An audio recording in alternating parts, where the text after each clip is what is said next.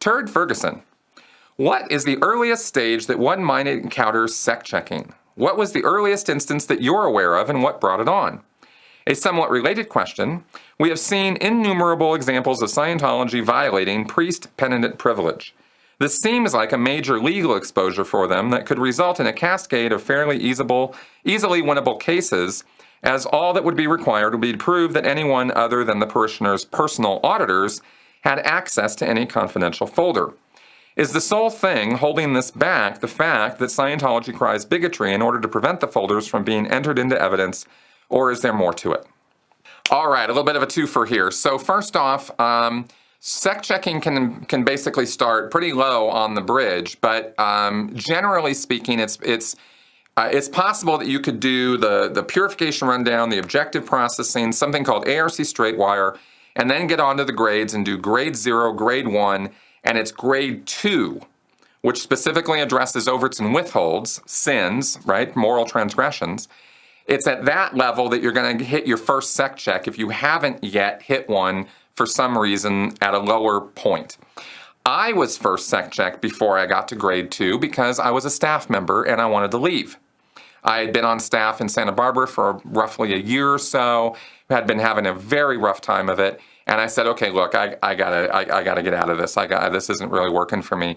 And they said, okay, well, here's the steps you have to do, and the first step is getting a security check to make sure that, it's not just your overts and withholds talking here. So I went in and I got this, big sect check, and I unburdened myself of a lot of my crimes, and I actually did change my mind. That was a little weird.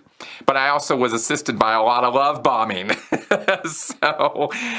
So there you go, right? There's the power, like language, the power of confession is not to be underestimated. It is an extremely powerful motivating force. If you can get somebody to tell you their secrets, you are someone that they are going to hold in as an authority figure, actually, and they're going to grant you a lot of power.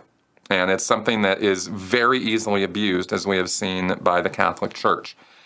So anyway, that's the answer to that question. Now, on the second part here, you talked about the PC folders and how we could get an easy legal win. No, that's not really that way, and here's why. First off, you sign legal documents when you first start getting auditing, saying that those pre-clear folders are not your property, and you never will have any claim to them of any kind. They are the sole property and under the sole jurisdiction of the Church of Scientology. Period, end of story. So that is you signing away any right to those documents or folders. The other thing is that it's not just the auditors who have access to the PC folders. Laura DiCrescenzo's case exposed just how many people have eyes on the inside of those confidential priest-penitent privilege files. I think she had something like 144 different people at some point who had access to her folders.